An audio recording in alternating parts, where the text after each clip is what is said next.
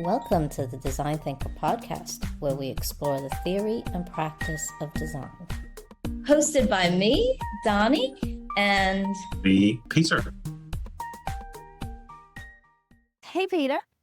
Hello, Dani. How are you?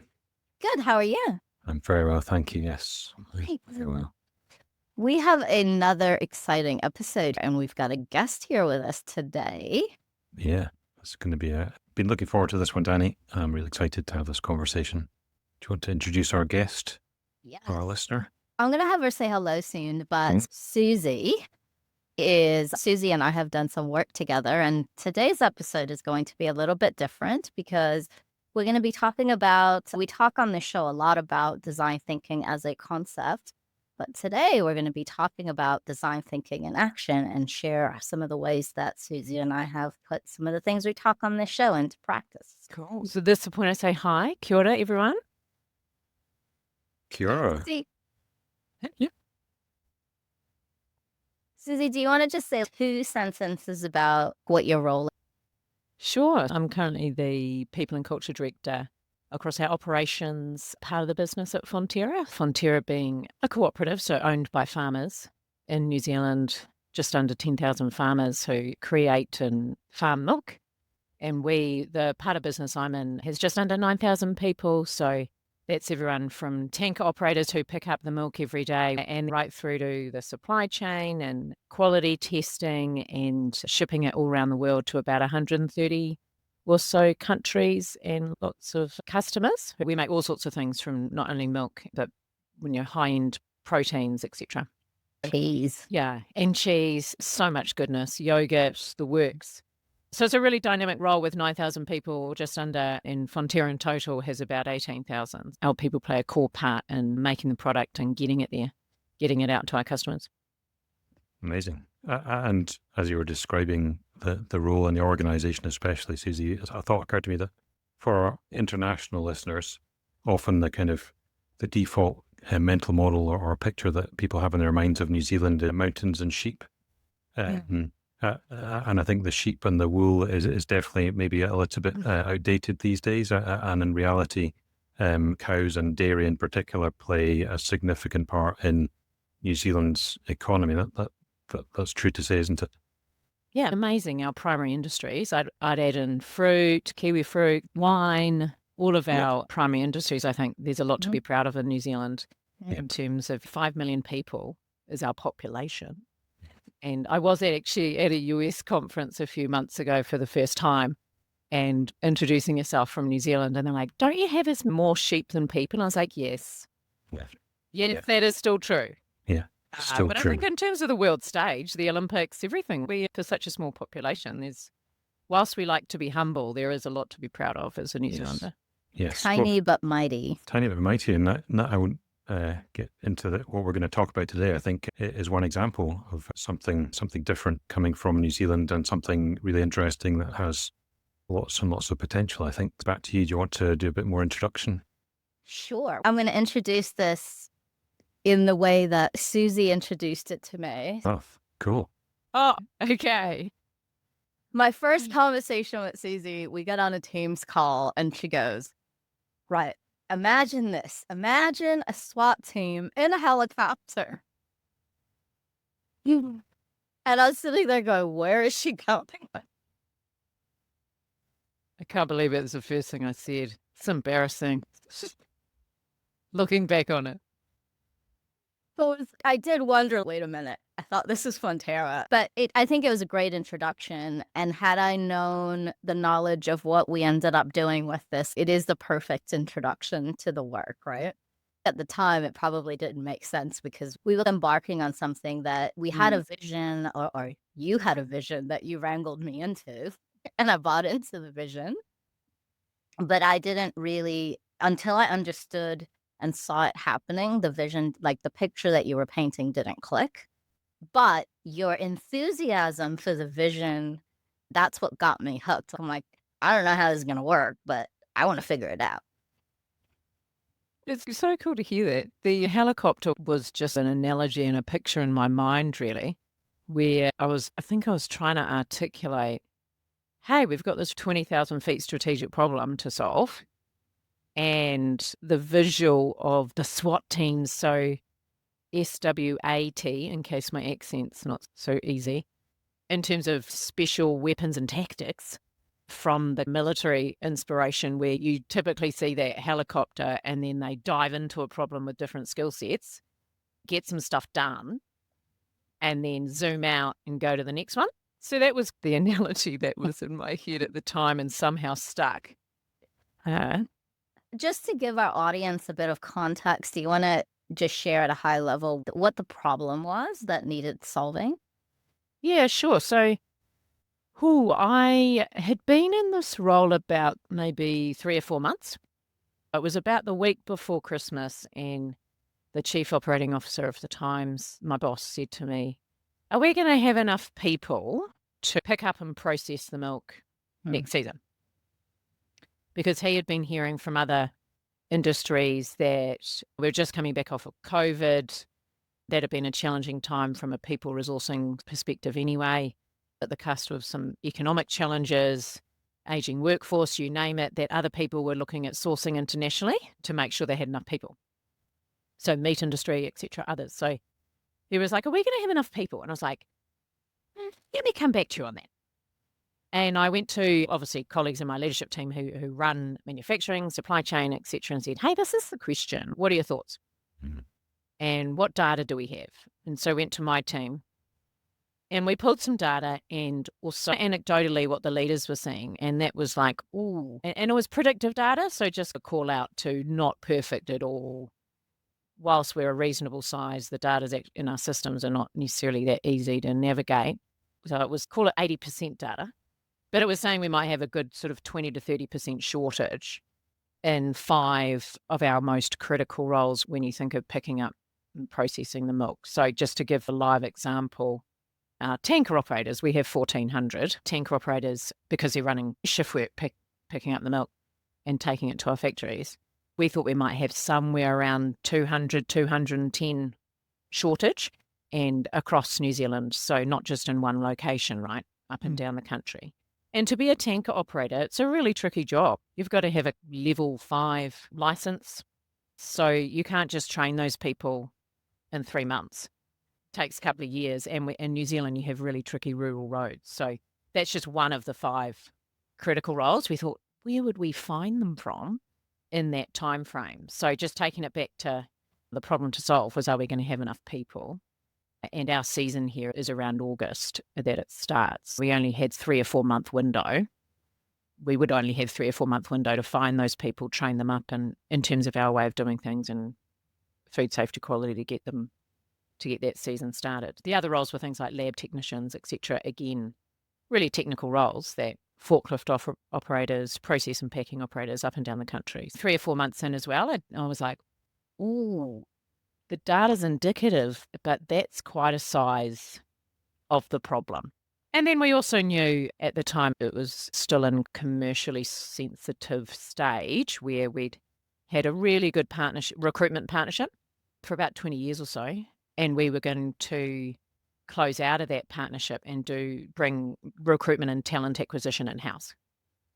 So that was still at a confidential stage. So I could see there was a little bit of risk on the horizon that, are we going to be able to recruit these people, find them, recruit them, to have enough people next season? So yeah, that was the problem that gave me quite a bit of nervousness, could you say? And yeah, the other part to that was probably, we thought about it in three kind of buckets. So we knew our recruitment process was we weren't necessarily making it easy for people to get in the door. It was quite an arduous process, lots of steps along the way. So not the easiest. The second part was we hadn't, even though we were a reasonable size in New Zealand, we hadn't really marketed the awesome, I'm probably a bit biased, the awesome career opportunities you can have in our cooperative. So we hadn't really talked about that. And so we didn't do much marketing. And then thirdly, did we need to source internationally like others were? And that has a few hooks in it, obviously. But and we are a farming cooperative here for New Zealand. There was also an element of, if we could sort out our recruitment process a bit more and make that easier, if we could market what we do and reach different people about the great job opportunities we have, do we need to go there? Yeah. But quite a bit of nervousness about, how we're going to solve for this. So that's probably why I was connected to you, Dani, and then was so grateful. After a couple of calls, we had to assemble this team pretty quickly, right? So it was grateful you came on board. I do want to point out a couple of things, because one of the things that we talk about in design thinking is it's very important to have data and make data-informed decisions, but it's also important to not wait till we know everything to move forward. And I think that we had to look at the data and go, we know 80% that this is an issue based on this data that we had. So we could have said, actually, we want to have 100% certainty, in which case we'd probably be still working on this problem, right? And have fixed nothing. Yeah, completely. That takes a little bit of bravery and also some pragmatism to go, this is where the data is leading us, but then we also know from the pain points within the business that we're all living through that this is the case, so let's just go do it. Yeah, 100%. One of my favorites is that progress, not perfection. Yes. So like, it's probably my team are like, oh no, but progress. We're all about progress, not perfection. And we had it was a real problem to solve. We didn't, with human or people data, you can only get that far as well, I believe. So you have to go, these are the indicators. Yeah. And it's not an option to not have people pick up our farmers' milk. That not enough people to do that is not an option. The other reason that this problem was a really good one to solve is that it had that sense of urgency, right? Because so these conversations are happening in January, February, and then peak milk season. These are all things I learned, by the way. I, being a city girl, did not know that there was a milk season. I just assumed cows just produced milk. I remember that moment, and I was like, oh, wow, let me introduce you to the world of dairy. So we had 6 months to really get this, and actually less than that, right? Because you had to start your recruitment ahead of time. So there was this sense of urgency around, we've got to move quickly and we need to do things differently. We can't do things the way we've done it. We need a different approach because time is of the essence. Yeah, completely. And that's probably where that's coming back to the crazy SWAT helicopter analogy was, here's the problem to solve. Who are the people we need to be involved on a SWAT team, which I think at the time I thought sounded exciting rather than let's get a cross-functional team. But that's what it was. Let's get a cross-functional team on the problem. So it was like, it's a SWAT team, let's go. And I remember someone saying, so does that mean we get weapons? I was like, oh, no. Just to be clear, no weapons in this situation. But yeah, so we quickly went, who needs to be on the group, connecting with the leadership team and who's going to give them the phone call first. So little human things like that matter, that I think now we've got so much technology. Calling each of those people, we split that up between the team and I to share the problem and share what we'd really love them to be a part of. And within a couple of weeks had our first call, which actually was going to be face-to-face, but in New Zealand at the time was when there was a lot of flooding. Unfortunately, some devastatingly, it ended up being quite flooding, but so we couldn't get, the flights were cancelled and we just got online. But it works, right? We got different people together. And in that first kickoff meeting, shared as the pre-read, the briefing document. So see, this is the data we have. We know it's not perfect. This is the 3 areas we think there's an opportunity in. But come to the first call with, what do you know? What do we know? What do we not know? Add to the picture, and then we're going to figure out how we're going to do this together. I kept saying to Suzie, we have to go slow to go fast, because everybody just wanted to come in and go, let's go fix this, which it's a little bit ironic because the whole point of SWAT was to jump in and fix things. But we also needed to take the time to, one, get on the same page, because these are people that haven't necessarily worked together before. And this was a very different way of working for them. But also for SWAT to be effective, you have to have a clear plan of what are we going after? And to really distill that down, I think we needed to go through 3 workshops. But once we landed that, it went pretty quickly. I remember that because we'd have a 15-minute quick debrief after the calls of getting it going. And you'd be like, now we're going to have to go slower here, Suzie.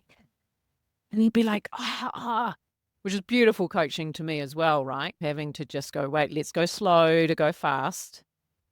How are we going to chunk this down and bring in some beautiful design thinking, behavioral science.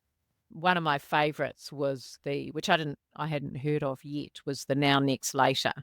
So when you brought that to us, Dani, okay, what do we do now? What do we do next? What do we do later? And I use that all the time now, just to help chunk it down. Yeah, because I think sometimes when we go into plan, one, at that stage, there were so many things that could have been done that it was just overwhelming, right? Because we put everything on Miro and it was like, are we ever going to get this done? So then we literally went through this exercise. Okay, what are the things that we need to do right now? And some of those things were like, there was things that the team knew just needed to get done. They knew how to get it done, but they just hadn't had the capacity to get it done. So this was the opportunity to just go do those things, right? And I also like the now, next, later model because we tend to get hung up on time frames like 2 weeks, dates, all those kinds of things. And the now, next, later is like, it is conceptual, but it just lets you get on with things and not get caught up in the time frames. Yeah, the other bit I remember from that time was because it had all happened so quickly, kickstarted the team. Urgency is sometimes really your friend, right? It really drove some momentum. Yet we were building the approach as we went. Took some things from agile methodologies, but the quick stand-up meetings, some techniques from there, then some of the techniques from design thinking, and some of that was because of the time pressure. Other companies were looking at doing like full agile, if you like, which made sense for their context. But I think sometimes that's, from what I've noticed, is being used as a one-size-fits-all. And my personal view is I don't think that always works, right? There's areas you need to absolutely be agile in areas where that just doesn't match the work or the nature of the work. Whereas what was cool about this is we had the freedom to pick the tools for the job to be done, but also the bit that I hadn't really appreciated, probably because I was new into this business unit area, was that people really hadn't operated in that way or necessarily felt empowered. I know that's a bit of an overused word, but I think that probably best describes what was going on. As I was like, might have tried that in the past, but came up a few times. I'm like, why not give it another go now? Tell me what would stop us, or what could be possible, or yeah, we could get approval for that, or have we always done that testing in the recruitment process for that kind of job? And I would ask lots of dumb questions, really, to unlock that in the team and say, I'm sorry, please bear with me if there's an obvious answer here, but am I missing something? And then that would really open up others to really bring their expertise to the room. And that was a good example of, in design, we also talk about thinking like a novice. And I know in your case, you are actually a novice in that space. Yeah. But it worked for the benefit, right? Because then you weren't afraid to ask those questions and question, why do we do it this way? Does it have to be done and as that the way? kind of leader on those calls and sorts. But I also said, look, I'm going to lean in and lean out here. I guess that's just partly who I am in terms of my style anyway. But also wanted to make sure they knew that they had all the expertise.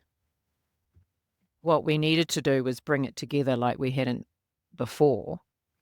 And that balance of supporting them. No, and them knowing that the support's there, and if we need to move this and move that, absolutely. But equally, I'll lean in and out, and I'd catch myself, I'm leaning in too hard on something, or, I need to lean out again, and then catch up with a couple of the team on different things. And they would give me that stare of, no, I think you've leaned out too far now, Suzie. Can you come to the next call? Sure, absolutely. Or I'd just come into the last 10 minutes. Which I know are subtle things, but they're human behaviour things that show trust and support. But often I see leaders might lean out too far in the spirit of empowering the team and giving them the autonomy, which is a great thing, right? Everybody wants that. But at times you lean out too far. So it was a real challenge for me as well. And it's not the only thing we obviously had going on. This was one of many. So that kind of dance capacity-wise to do this different approach and build it as we went. But I think that's probably one of the valuable things of who's on the team. Mm. Who do you actually need on the team with the right skills? And then the impact players, which was just another fun way of saying you're a person that has some awesome skills, but you don't need to be there all the time. You can have an impact, absolutely, but come in and out. And then Dani, us very early recognizing we didn't have the design thinking capability, your skill set. Come and join the team. In that context, probably helped having an external view in, because this was a new way of working for everybody. So not only did I bring the design thinking elements, but also bringing in just ideas of different ways that we could be working. And also, I didn't have any I didn't know much about the business. So I wasn't wedded to any one way of doing things like you. Like, I didn't know enough to take a side kind of thing, right? So Yeah, I go, what's the history with that? Oh, I don't know. So I think that helped. So just to frame this up, so the whole SWOT, the problem that we were trying to solve is making sure that we had the recruitment process in a very updated, streamlined, modernized way that was able to move quickly in the labor market that you were operating in, and making sure that the target state recruitment process was able to help fill the business need quickly. Making sure we had the right number of people. Yeah. To pick up and process the milk, really. It sounds quite simple when you say it like that, but we were looking at potentially 20% shortages. Yeah. Yeah. And the cows were, I don't know if cows cross their legs, but No, that's not. that's not an option. Cows crossing their legs was not an option. So there's an urgent, immovable deadline. It's a perfect. The milk was coming whether we were ready or not. Well, okay, you go back up those tankers. Yeah, and there is that deep. We are a cooperative, right? Yeah. Our farmer shareholders. How would we? That kind of. Mhm. We explain that. This whole story for me, and Dani, you'll be familiar with the phrase, Suzie, maybe already, but one of my favourite phrases, I think it's attributed to someone called Perry Claiborne, who I think is maybe a professor at the Stanford Design School. He talks about, don't get ready, get started. To me, that sounds exactly what you did. Like, you were doing the classic building the airplane while you were flying it, but rather than building the solution, or the airplane as a solution, you're building the way that you're going to operate, and going with just enough information and just enough vision to and I guess maybe reading into it, the risk of doing nothing was so great that any other risk was diminished in contrast to that. Doing nothing wasn't an option. What a great opportunity. I'm interested in whether the organization was used to getting things up and running quickly. I know that the organization didn't have this capability. Susie's shaking her head. So it wasn't. So there's so much new stuff in here. So such an amazing kind of story of getting something going for. Yeah, I think what I noticed when I came into this area, I worked in a number of areas across Fonterra, but when I came into this area, I just noticed you had great expertise, great people in different areas, but there was something, and this is still a challenge for us that we're working on today, there was something about those people not necessarily coming together, and that cross-functional collaboration kind of word. So that was like, but have you picked up the phone and talked to someone? Or how might we, who do we need as in everybody, just who are the fewest people we need, and with the right experience and just different perspectives. And to Dani's point of the questions she asked us along the way, and at one point there we had a rhythm of a debrief call, just her and I, for 15 minutes. So I wasn't necessarily in the SWOT sessions in the middle, but we would have this 15-minute debrief call, and how much you can get through with great questions was like, okay. And what do we need to think about? So we were constantly adjusting, but it was definitely, and that's probably something I underestimated, to be really honest. I underestimated that people weren't necessarily used to working in this way. And I think there's a mindset bit in that too about what's possible. So sometimes when people have been in their jobs for some time, or I just think that's really natural, right? Whereas we were going, wait a minute, what's possible here? And one other part was the kind of marketing campaign that arguably you would have thought we would have done for the sort of size of organisation we were. But we got our people, so real people, in talking about what they loved about their jobs in a really cool, funky way, which we hadn't actually done before. And it was so proud of those people, how they showed up. And so even that, and some marketing campaign, but actually it was on billboards everywhere. And we didn't have a lot of money, right? We're a farming cooperative, so we're really conscious about every dollar you spend. So what I love about this too is we were really deliberate about Dani's role in that piece of the puzzle, as well as, okay, we could spend this amount of money on some great marketing, but we'll use our own people because it's better anyway. Really showcasing what these jobs are about. We'll pull in different people who maybe their day job was a little bit connected to the problem, but just by the kind of, hey, this is what we're really about and what we need, the purpose really. It's meaningful work. That was pretty cool. It was pretty, don't get me wrong, it was bumpy along the way because, as you say, we were building it as we went and pulling on what tools do you need for the job. But what I love is at the end of it, we did this really cool, okay, we call it a high-performing team review, but which is just a bunch of questions really about what went well, what surprised you, what learnings could we take next time. And when we wrapped that, loads of learnings as well, which we've now taken in to the next SWAT team topic, if you like. Problem to solve. And those two, we've advanced the approach again. So we took all the learnings from the first time we did it, and then it's not the approach for everything, right? And I think that's important too. Like, you've got to, back to the helicopter, be strategically, where does this approach, is this approach needed? And it got movement so fast. Like, I'm so proud of that team.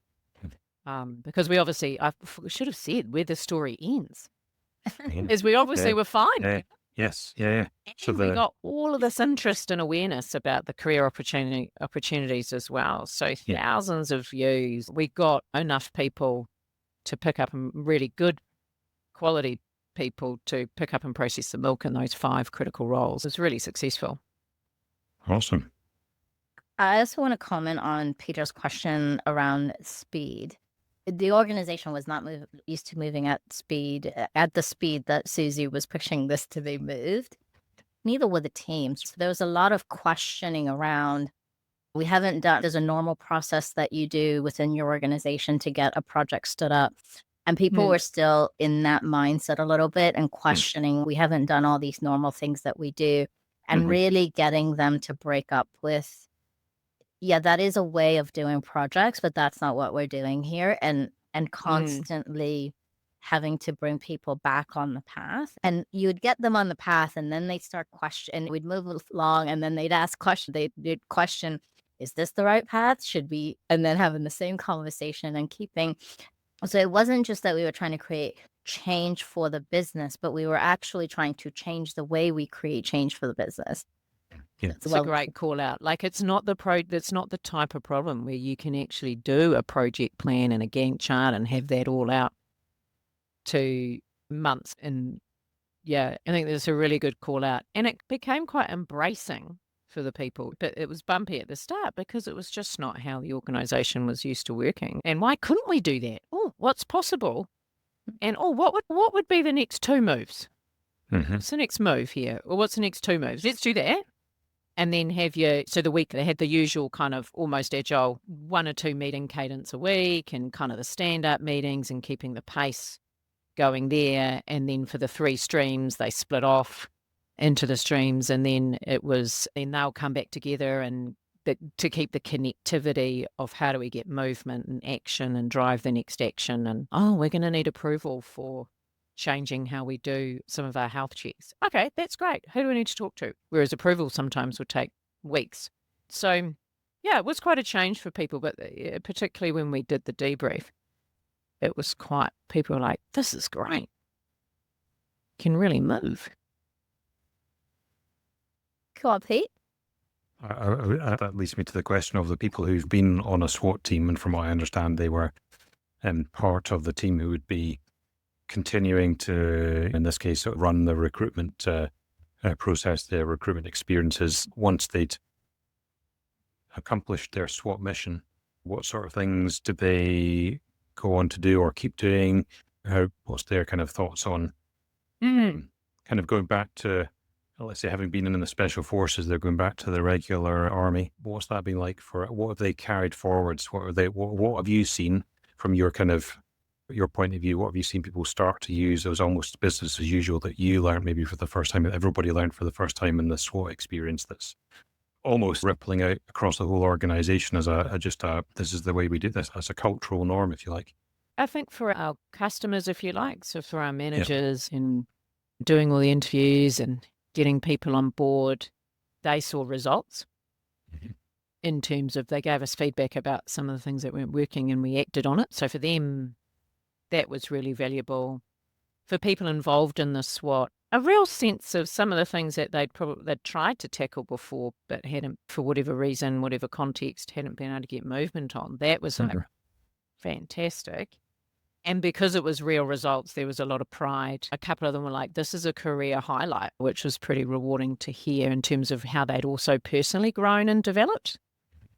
And the things that some people had worked in their own areas, so they hadn't had the opportunity to come together with other areas across the business to really focus on a problem to solve and get there. Yeah, those would probably be a couple of the key takeouts. And then when we reviewed, probably the other one also, when we did the review at the end, we went back to the now, next, later. Oh, yeah.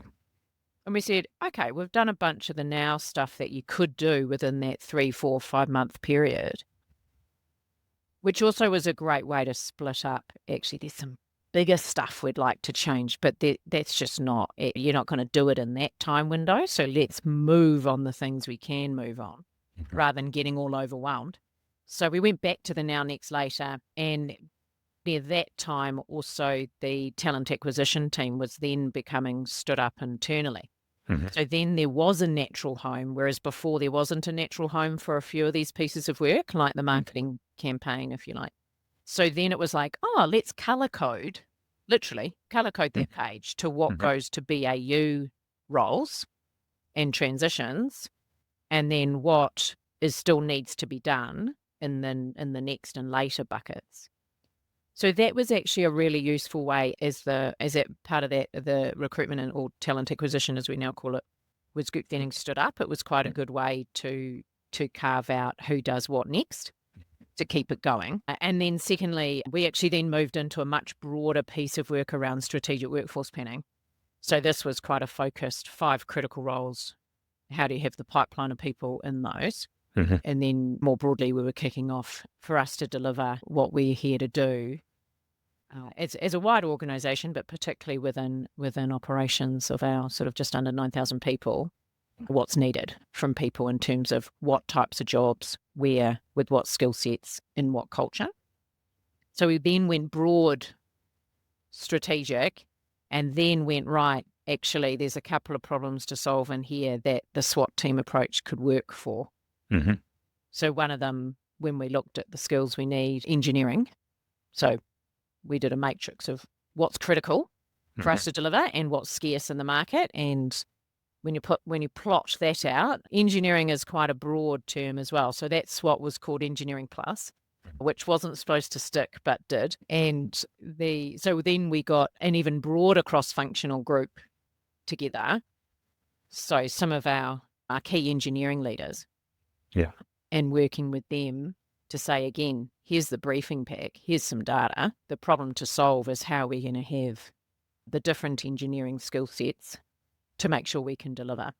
And how do we actually be attractive? Because a number of the engineers in universities, if you go and talk to them, they don't really know of us as we're not in their top 5. Don't even know where we feature. We're not really on that list. That was a broader challenge of how do we attract people? How also internally do we make sure we have great career paths?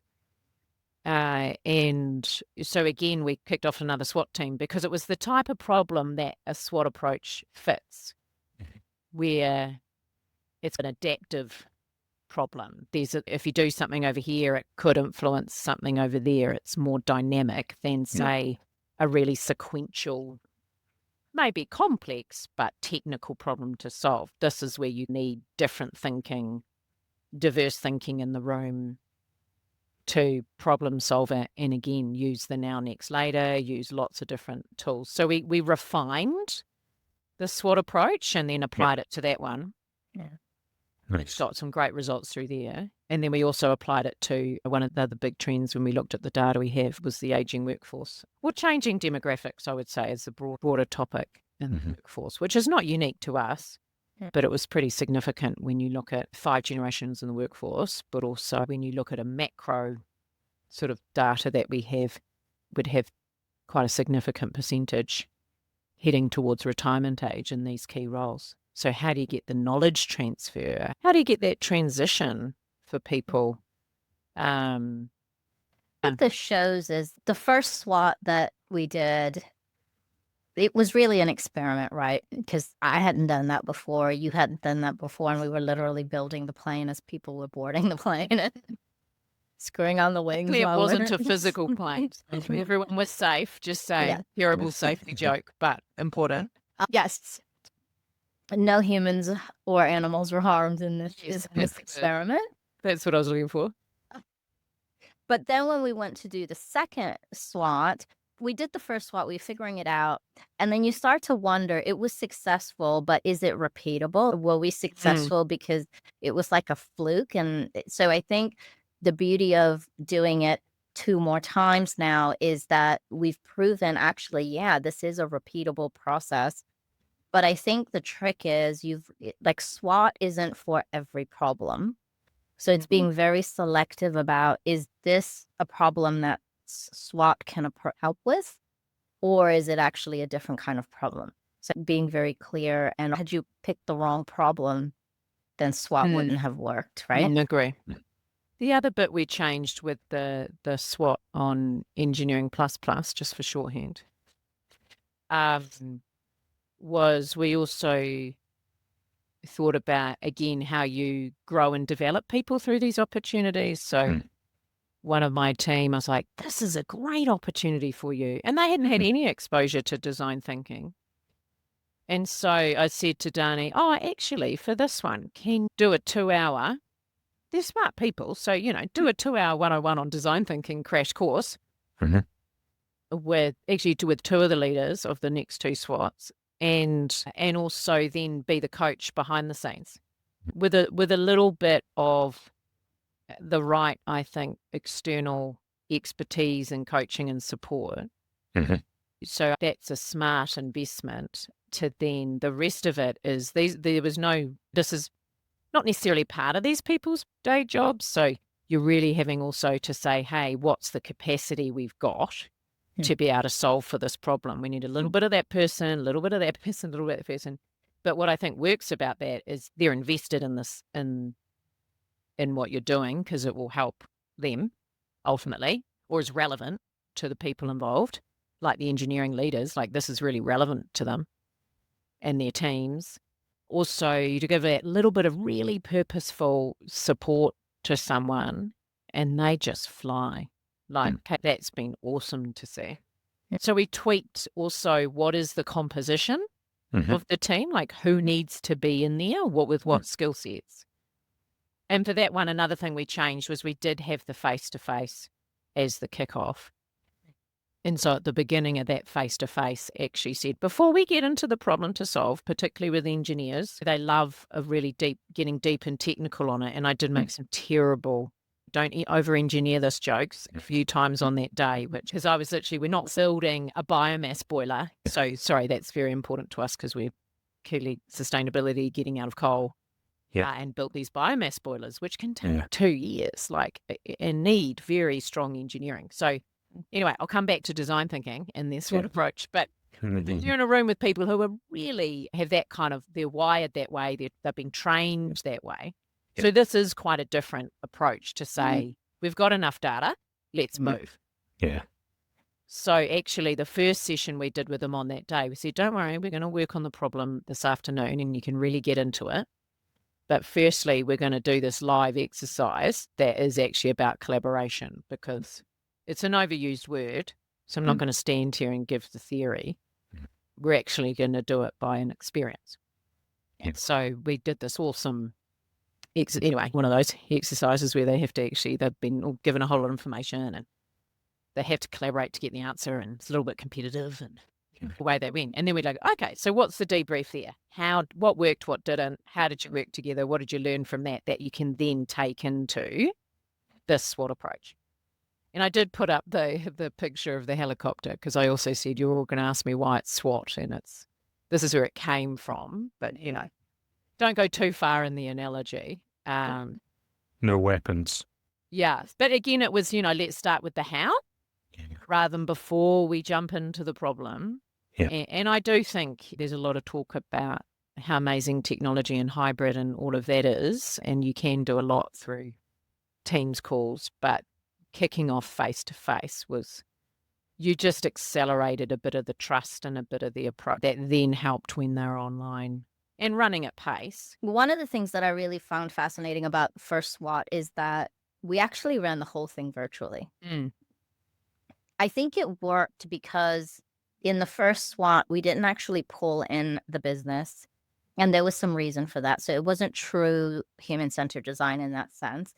So I think it worked in the first SWAT because there was some, even though they weren't strong relationships, but it was a homogenous group of people in the sense they were all part of the people team. Whereas I think in the second SWAT, you were pulling in HR people and engineers, and that needed to build trust quickly, right? So there's not a lot of strong connections there. So we need to value that the first team, even though they worked virtually, accomplished amazing things, which proves that you can do a lot of things virtually and do it well. And I think in the second, but I think you've got to think about who's in the room, who's part of this, and what do they need to connect and be able to do things more effectively.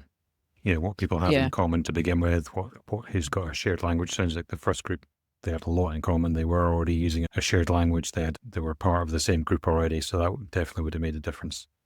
And then presumably in the other two, once you'd had the kickoff, then people were dispersed again and came back together virtually, Suzie.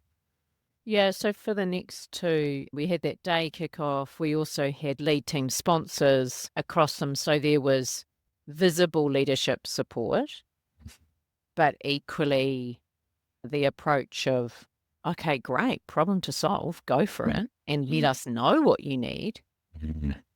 And also myself, I was facilitating some of that first day and supporting Kate, who was going to, and Dan, who's going to lead these SWATs and be the partner, when I say lead, I mean you're the business partner or facilitator for the group. And so you play a role there. And then I really leaned out and to make sure those two had support. We had, coaching sessions with Dani behind the scenes. And then also I just had a monthly half an hour check-in on how it's going. What do you need? Are you hitting any roadblocks or momentum? Or also for myself, it freed up to go and work in other places. And also we keep learning through these ones. The learning never stops. I don't think. Yeah. I love that. Talked earlier about how companies commit all into agile and then it becomes a thing in itself, and we see the same thing happening in design thinking, right? It becomes so much about the process that you lose the plot, and then it just all becomes tick the box activities rather than actually delivering value. Whereas in the SWOT approach, every time you do it, you tweak it. And you tweak it to the problem and you go, what design thing? So when we did the second one, there was a lot more discovery work and actually that empathizing work that needed to happen up front. That was added because it was needed in that one. Whereas in the first one, people had been complaining about the pain points for a while. So starting in discovery would have pissed everybody off. Like, I've told you these things, just go fix it. So I think it's also this idea of when you stand up a SWOT, going right for this problem and for the people that are going to be involved in it, like what are the elements of the things we need? And even in this first SWOT, we started with daily stand-ups. And then the team said, actually, we don't have enough time to progress anything. So this is not helpful. Then we said, okay, then what is helpful? Then we went to 3 days. And then it got to a critical point where, I think we need to come back to 5 days. So there's always this tweaking, and it wasn't the rule is we've got to have stand-ups every day, right? Like we were being very purposeful about what we were doing, what tools we were using, and everything had a purpose. Yeah, that's a great example, because if I think about the third SWOT, which came from the data of our demographics changing, and particularly having quite a workforce that's aging, and actually, do we understand those people? We said, actually, no, we need to do design thinking empathy interviews. Yeah, we do need to use that. Let's not assume we know what some of those challenges are about retirement, or even having conversations about that time and what people want to do and how they might transition from being full-time work to, and how do you transfer the knowledge and all of the questions that come. So we did do empathy interviews for that. I think it's a kind of a key example to what you were just saying there, Dani, where that was absolutely what was needed to then shape how do you tackle a very people-focused challenge like that, and shape it, and then go back to those people and test it, which is where we are now on what would work. So very human-centered design thinking in that sense. At the same time, the other ones drew from different methodology. So I think the simple kind of way is, what's the tool for the job to be done? And that's what I love, because sometimes those other approaches, you keep going through this process and almost becomes really process-driven. And don't get me wrong, that can be helpful sometimes, but I think with the SWOT approach, you're really grounded, and the whole group is, this is the opportunity or the problem to solve. And so what tool do we need? And so there's always an element of checking and adjusting as you go, because you don't always know what you're going to get. Learning. Talking of learning, I've got a question. So you've done 3 so far, Suzie. What have you learned about what size helicopter you need? Like how many people are in a SWAT team? Okay. I almost spoke you literally, which is terrible. I might need to phone a friend on the helicopter question, but I think you do. There's always the behavioral science around group size and what's optimal. So you try and have that kind of not too many, 7 or 8. Yeah. But equally, don't be black and white to that. It's about what skills are needed, and how we've worked it now is you have a core team. Yeah. So a few core players playing a role. And again, it's alongside it's usually relevant to their current role, but they have to find the capacity, which equally humans find the capacity when they're really invested. It's meaningful, it's relevant work. So that's not a hard sell. The tricky part is when, we need an impact player. So you have the core team, and then you might have a couple of impact players that come in and out, and people being okay with that. We just had to be really explicit at the beginning. And that at the beginning, you may not know if you're a core player or an impact player, but you gave people the language to go, actually, wait a minute, I think I'm an impact player and I don't think I add value until that point. So can you call me then? Pull me in then. So there's a core group, your impact players, and then you are checking and adjusting as you go. So that's some of the learnings of making that really clear at the front, because normal day jobs, I think you could actually apply that same thinking. Yeah. But people still find it hard to say, I don't think I need to be in that meeting. Yeah, or I don't think I need to be there. I think that's actually an interesting one that we could unlock more broadly.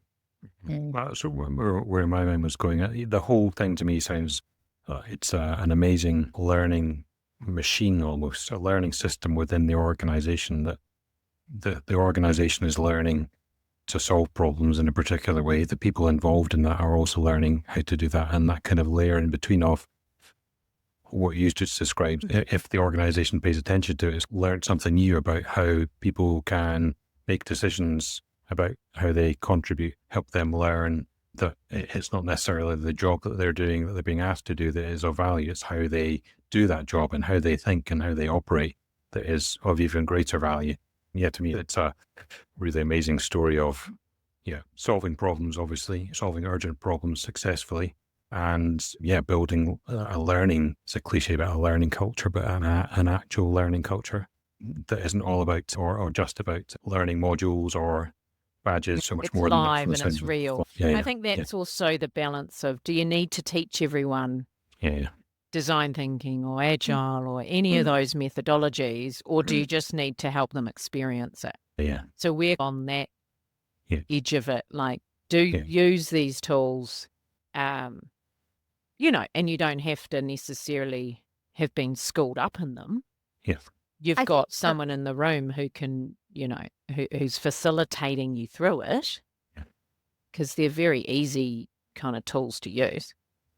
That's a really great point, because when we started this thing, the first SWAT, we did not do like a design thinking workshop. And actually, I didn't even talk about design thinking.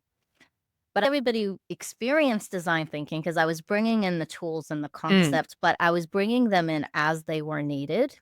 So people were learning, like now, next, later, let's bring that in because it actually makes sense for us to talk about how we organize our work that way. We did the journey mapping of the pain points, brought that in because at that time, in that context, it made sense. And I just brought it in. I showed them what it was, and they just went to work on it. And they just started to build it, right? This is our recruitment process end to end. Here's where we're seeing the pain points. Okay. And I don't know if you remember, we created that thing with the numbers and then the posted. Yes, I remember it. I can see it. Yeah. But we were essentially journey mapping, but there was not a big to-do about this is what it is and this is the theory. But it's like when you bring in concepts as they make sense, as people are learning, so then they learn the thing, but they learn the thing because they're applying it to the real world, and it's not them sitting in a classroom wondering, how am I going to use this in the real world? You used it in the real world, and now it's... And there's no resistance to it either, or no kind of, oh, what's this tool or what's this? Because you're just straight into using them, and it's really relevant. I think also back to the learning culture bit, which is sort of a I mean, it's...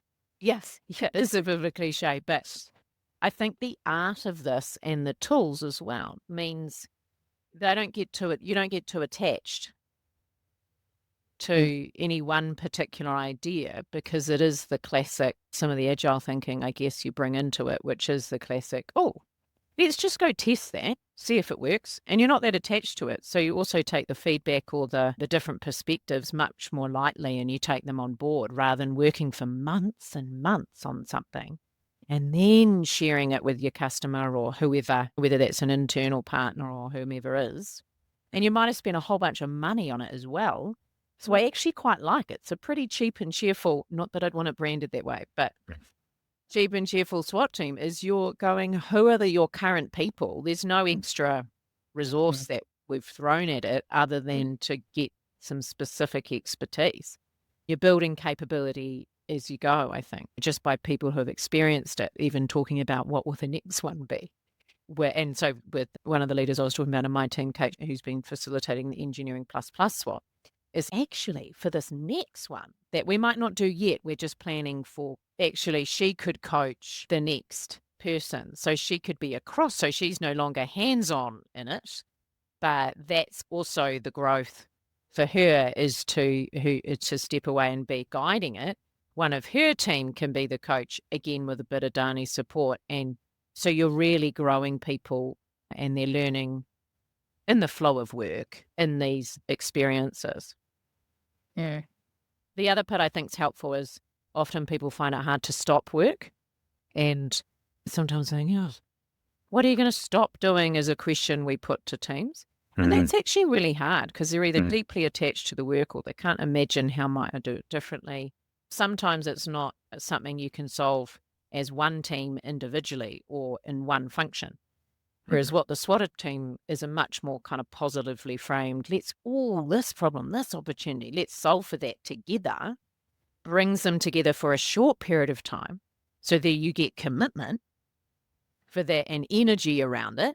And then, like with the Engineering Plus one, we've paused it because they got to a certain point and it made sense in that time of year to deliberate. It makes it easy to go, cool, we've done the now things, pause, and then we're going to pick it up in a couple of months' time and look at from the now next later, look at the next later. So it actually makes that conversation much easier to go, no, it doesn't make sense to do the next bit yet. We're going to do the next bit in a few months' time and pick it up, which also workload-wise helps, as opposed to projects that go on and you lose a bit of energy, to be fair. That's also one of the reasons that SWOT is different and it is more effective, is that because initially we bucketed the work to be done in about 8-week increments, right? So it was an 8-week commitment, which sounds a lot doable. Then here's an 18-month project. Can you figure out how you're going to make capacity for 18 months versus 8 weeks, figure out how you can create capacity for 8 weeks. Yeah. And there is a little bit in there of we don't know. So right from the front, remember, we said we don't know what capacity this. So we really respect that. Yeah. Of course, you're going to say, how many hours, what do I need to do here? So let's keep the conversation live, because it's quite hard at the beginning to really know how many hours is it over that period. So that's the tricky part. It's still hard to forecast how much work a thing's going to go because it's changing and adapting. The best thing you can do is clarify that up front. Yeah. And then also, I think what's helped the second and third SWOTs is that we've deliberately talked about, you have a core team. We have a one-pager now that says this is what we mean by a SWOT. So it speeds up the way of working and the expectations. But we also explicitly do this is core and this is impact, and we might not know yet, but in the first few weeks, we figure that out. So dive into the problem to solve, dive into how we might chunk it down, dive into where do you think you could add value and where your skills and experiences and ways of thinking can add value. And so it's really quite empowering for people because there's an element of we're saying, choose where you add value. And if you don't think you add value until that point, then great. You say, I'm an impact player. I'll come in when you're there. Awesome. Love it. I'm very excited about this topic. Well, it's a very exciting topic. We don't have infinite time to talk about it, otherwise I'd be asking a lot more questions, Suzie. But a sign of this kind of starting to spread through an organization is if, I think of it as people are coming knocking on your door, or maybe there's like a phone line installed in your desk that's like a SWAT hotline. Hey, Suzie, I need a SWAT over here. Imagine that. Have you had people asking you what SWAT is from far and wide at all, or from nearby? Yeah, we've had a few people say, maybe we should do that SWOT approach. Maybe we should do that cross-functional teaming. Yeah. And then I think that's probably one of the things that Dani's helped me with, has given me a nudge recently and said, we should write this up. We should do a white paper on it and actually take the time to do that, because that's probably a bit of my personality where I'm like, let's get on with the work and add value, and what's the next SWOT, and let's keep moving. Yeah. But there is value in stopping and telling your story, hence coming on this podcast today was actually, it's great to reflect on and actually tell the story so it can help others. Yeah. But equally, people are now saying, what a SWOT approach, so I think writing down and packaging up how it works so others can have value. Yeah, we're starting to get the questions, so we thought we'd write it up. Nice. I love it. Deservedly, at least from what I know of it, it does sound like a great approach that combines our old friend Agile, bit of cognitive science, and of course design thinking and action. So great story. Thank you for sharing it with us today, Suzie. Thanks for having me. It's particularly relevant for there's so many challenges. There's so much going on in the world or wherever people work in organisations. Mm-hmm. And the need for change has never been faster. Yeah. And so this kind of approach, what's also been really rewarding is you don't need to know everything. You don't need to be the expert. You just need the right combination of people in the room. And then you need to set it up with the right mindset and the vibe in the room, so that you do get the best of people and they can bring all of that.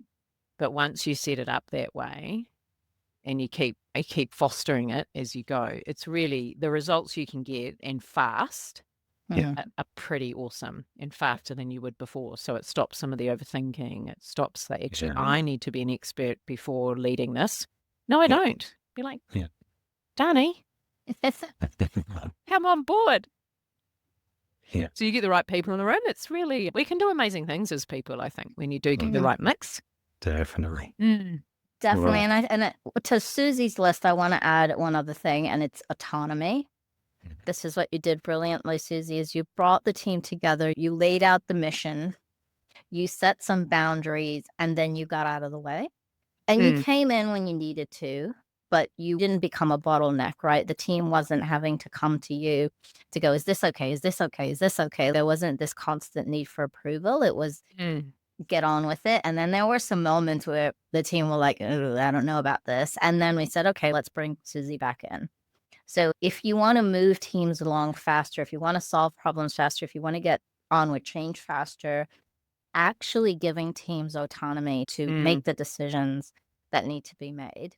And that has to come with balance, right? Because obviously you can't have teams making, and they weren't making these decisions that they were making. They were all reversible decisions. They weren't going to put the company at financial risk or regulatory risk. And the team understood, like the things that we brought Suzie in on, or the things where the team felt like, I don't know if this is a regulatory thing or it's just something we've done. So we brought Suzie in, and Suzie said, I don't know, let's go talk to legal. And it turned out it wasn't a legal thing. It was just a thing. So giving people autonomy, but also teaching them when they need to reach out to leaders, and then leaders learning how to stay out of the way. Great point. Nice. Nice. All right. So we usually wrap up our podcast with each of us sharing something that we're taking away from this conversation. So Suzie, as our guest, you can go first. Oh, I was hoping to go last. When you said that, the thing that came to mind was, just the main takeaway for me was actually just grateful to be invited to tell the story, but also to be asked the questions and stop and pause and reflect on how far we've come. And we've still got a way to go. This journey never ends. And we've learned so much. But yeah, thank you both for inviting me and just the work that we do, really. It's pretty cool. Thanks for making me stop and share it. Peter, do I hand to you? You may, and I accept your baton. My takeaway is, goodness, there's so much and so many. Where do I start? One, it's a great real life story of design thinking in action.